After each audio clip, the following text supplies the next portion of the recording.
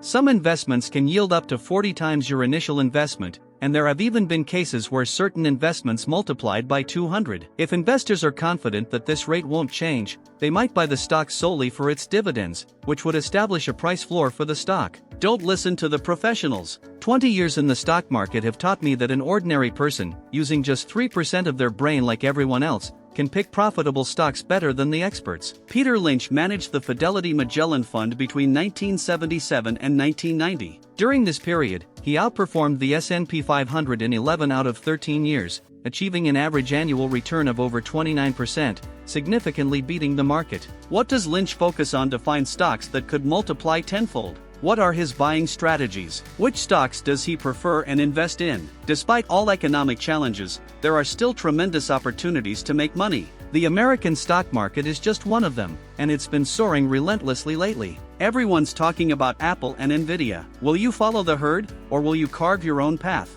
The luckiest people in the stock market are those who lose money when they first start. Why? Because their initial investments are usually small, so they experience losses with smaller amounts. However, those who consistently win at the start tend to take bigger risks over time, and eventually, their losses can hurt much more. Constant upward trends are impossible. When the river rises, ducks think it's because of their own paddling. The true heroes are revealed when the waters recede. That's why I strongly advise against making impulsive trades driven by greed or tips. And an important disclaimer: this content does not constitute financial advice. Doing your own research is crucial. Let's approach things by filtering information through logic, free from emotions. So, what should you do? The focus should be less on the index and more on the stocks you're buying. Let's listen to Peter Lynch. It's entirely possible to find investment opportunities that can multiply your money tenfold or more. To achieve this, you need to be diligent and conduct thorough research. The famous investor coined the term 10-bagger for stocks that have the potential to increase tenfold. You can discover stocks with the potential to multiply tenfold in your home, workplace, or even while shopping. You just need to look closely. Peter Lynch says beating stock market experts isn't that hard. In fact, being an amateur can even be an advantage. Professionals are bound by certain rules and regulations. They may be restricted from investing in specific sectors or encouraged to invest in certain companies, which often prevents them from spotting and investing in big winners. These limitations mean they can't pay much attention to a stock until it has proven its profitability. By the time a stock catches their eye, its rapid growth phase is usually over. Amateur investors, on the other hand, are free from these constraints. However, this doesn't mean you should jump into investments right away. Before taking a step, you need to consider 3 things to determine if you're ready to invest. 1. Do you own a home? Buying a home is an investment, not much different from investing in stocks. For example, you need to ensure the house is in good condition, just as you would research a stock. 2. Do you have money you can afford to lose? You shouldn't invest money you'll need in the near future, such as for your child's education. 3. Do you have the qualities of a good investor?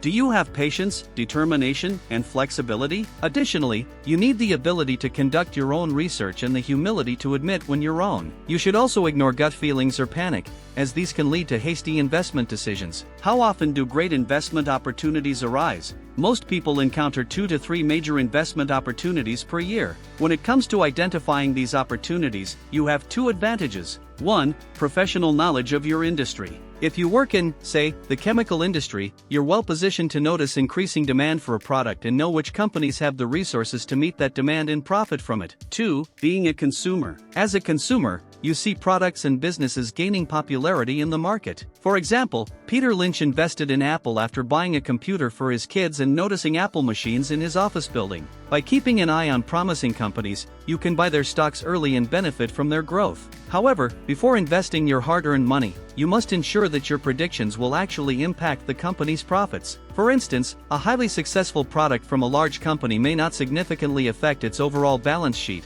but a small company can profit immensely from a popular product. Once you're certain a company will generate strong profits, you need to determine what you expect and when it will happen. Lynch categorizes companies based on their growth rates. Some grow at 2 to 4% per year, while others grow at 20 to 25%. The 10-baggers, stocks that multiply tenfold, are more likely to be found among the fast-growing companies. Lynch avoids including companies growing at 2 to 4% in his portfolio because if a company isn't growing rapidly, expecting its stock price to rise is pointless. Since a company's earnings growth is the primary indicator of its success, there's no sense in wasting time on sluggish companies. Lynch prefers investing in fast-growing companies, as their stocks offer the highest returns. These are typically small, aggressive companies with annual growth rates of 20 to 25%. If you choose wisely in this category, these stocks can yield returns up to 40 times your investment, with some even reaching 200 times. A small portfolio of such stocks can provide lifelong steady income. However, fast-growing companies are also risky and can face bankruptcy at any moment. As long as they maintain their high growth pace, these companies are the champions of the stock market. The key is to figure out when they'll slow down and whether they'll achieve enough growth before that happens. Before investing in the stock market, your first task should be to categorize the stocks you're considering. For example, industries like automotive, airlines, tire companies, steel, and chemicals are typically cyclical. The defense industry can also fall into this category. This way, you'll know what to expect from each stock. The next step is to gather detailed information about the stocks. The simpler the industry, the better. If you can say, even an idiot could run this company, that's even better, because one day, an idiot might end up running it. If a stock you're eyeing isn't attracting attention from institutions, it's more likely to be profitable for you.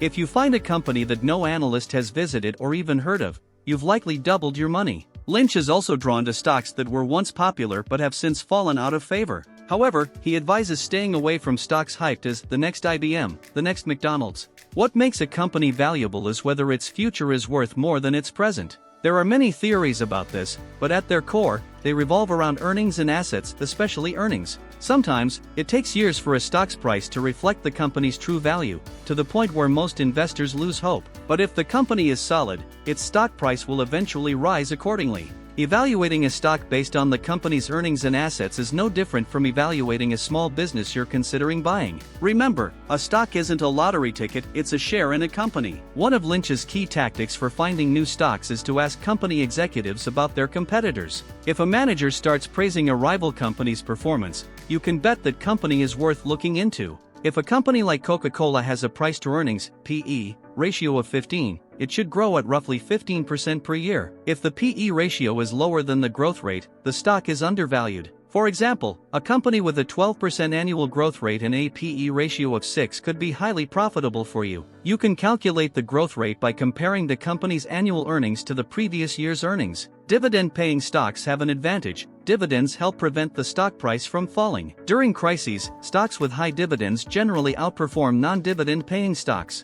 Lynch mentions that he keeps a small portion of his portfolio in medium or even slow-growing companies. If a stock priced at $20 pays a $2 dividend, that's a 10% return. But if the stock price drops to $10, the return suddenly jumps to 20%. If investors are confident this rate won't change, they might buy the stock solely for its dividends, which establishes a price floor. At the same time, established, slow-growing companies that consistently pay and increase dividends tend to attract significant interest during crises. On the other hand, small companies that don't pay dividends can grow faster by reinvesting their profits, boosting their potential. However, Lynch always prefers dynamic, fast-growing companies over sluggish, old, dividend-paying firms. Long-term investors tend to outperform those who frequently trade stocks. For small portfolios, the ideal number of stocks is between 3 and 10. If you're chasing 10-baggers, the more stocks you hold, the higher your chances of finding one that multiplies tenfold. Among a few fast-growing, promising companies, the least expected one might deliver the profits you're seeking. Some investors sell stocks that rise in value while holding on to those that lose value. This is like cutting flowers and watering weeds. There's a nuance here. A company's stock price might drop,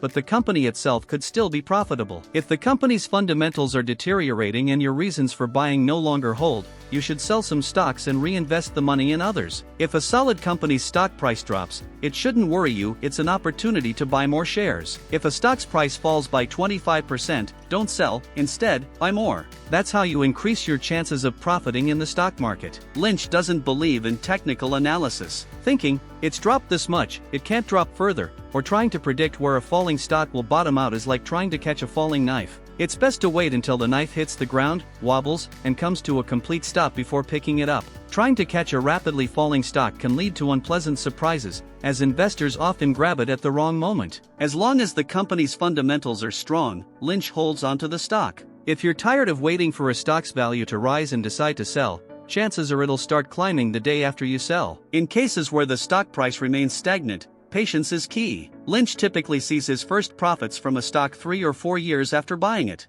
The stock market will inevitably dip next month, next year, or within the next 3 years. Market downturns are unique opportunities to buy shares of the companies you want. Shares of highly successful companies can drop to unbelievably low prices. Buying a mediocre company's stock just because it's cheap will lead to losses. Similarly, selling a fast-growing, profitable company's stock just because its price is slightly above its true value can also cause losses. When a stock price falls or the economy stumbles, many people panic. But as long as you believe the stock is a promising investment, there's no reason to sell. The last thing you want is to sell a stock and watch it soar afterward. However, if the company is underperforming and there's no sign of improvement, that's when you should sell. Pull your money out and invest it in a more promising stock. Finally, after selecting a company to invest in and conducting all your research, pause. Try explaining all your findings to yourself in 2 minutes. The goal is to ensure you fully understand the situation. Why do you want to invest in this company? What does it need to succeed? What obstacles does it face? If you can explain all this to someone else in 2 minutes and they understand you,